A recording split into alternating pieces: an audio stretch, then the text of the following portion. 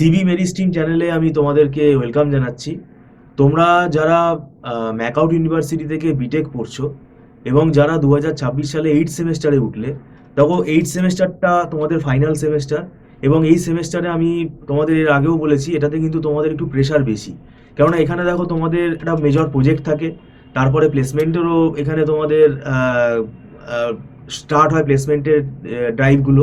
তারপরে এখানে আমাদের আমাদের আবার কি থাকে, থিওরি পেপারগুলোও থাকে। তো সেটা তোমাদের মাথায় রাখতে হবে। থিওরি পেপারটা যেটা আছে সেটা আগে থেকে পড়া শুরু করে দাও। এবং এখানে একটা ইলেকটিভ সেট থাকে।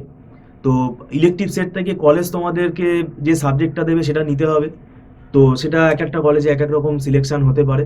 তো আমি তোমাদের যেটা অ্যাডভাইস করতে চাই যে দেখবে একটা ইলেকটিভ সেটে ই কমার্স ইআরপি আছে, তো এই সাবজেক্টটা তোমরা নিতে পারো। ই কমার্স ইআরপি কিন্তু খুব ভালো সাবজেক্ট, কেননা যদি কেউ ই কমার্স বা ইআরপির ওপর প্রজেক্ট বানাও তাহলে সেই আইডিয়াটা কিন্তু এই সাবজেক্টটা পড়লে ক্লিয়ার হয়ে যাবে। এবং ই কমার্স ইআরপি এটাতে খুব নাম্বার ওঠে, এবং এটাও কিন্তু অনেক বুঝে পড়তে হবে, কারণ এর মধ্যে কিন্তু অনেক অনেক ব্যাপার আছে, অনেক ভাগ আছে। আর একটা সাবজেক্ট আছে সেটা হচ্ছে ওয়েব টেকনোলজি। ওয়েব টেকনোলজিটা আমি নিতে বলি কারণ এটা তোমাদের প্রজেক্টের ডিজাইন পার্টটা কিন্তু এখানে কভার হয়ে যাবে। কারণ এখানে এইচটিএমএল সিএসএস ডিজাইন আছে, পার্ল স্ক্রিপ্ট আছে, এছাড়া কোর জাভারও এখানে পার্ট আছে, আর নেটওয়ার্কিং আছে। তো এই সাবজেক্টটা আমরা যখন পড়াই, এটা কিন্তু দুটো সাবজেক্টের ইকুইভ্যালেন্ট হিসেবে ধরতে হবে।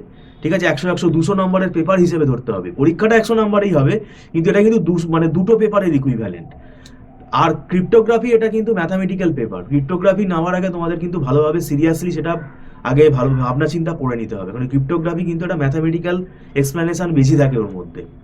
তো আর আগে থেকে পড়া শুরু করতে হবে। তো যাই হোক, তোমরা যদি অনলাইন টিউশনে আগ্রহী থাকো তাহলে আমাদের সাথে যোগাযোগ করতে পারো। আমাদের এখানে মান্থলি ফিস সিস্টেমে আমরা পড়াই, মাসে মাসে অ্যাডভান্স পেমেন্ট করে ক্লাস করতে হয়, এবং এটা নট রিফান্ডেবল। আর একদম ছোট ছোট ব্যাচেই আমরা পড়াই, যাতে স্টুডেন্টদের বুঝতে অসুবিধা না হয়। এবং আমাদের এখানে নিজেদের তো আমাদের তৈরি নোটস থাকে, সেই নোটসগুলো কিন্তু খুব ইজিভাবে তৈরি করা, যাতে স্টুডেন্টদের সেটা কিন্তু তাড়াতাড়ি তারা সেটা যাতে বুঝতে পারে। তো যাই হোক, ভিডিওটা সম্পূর্ণ দেখার জন্য তোমাদেরকে আমি ধন্যবাদ জানাচ্ছি। Thank you so much.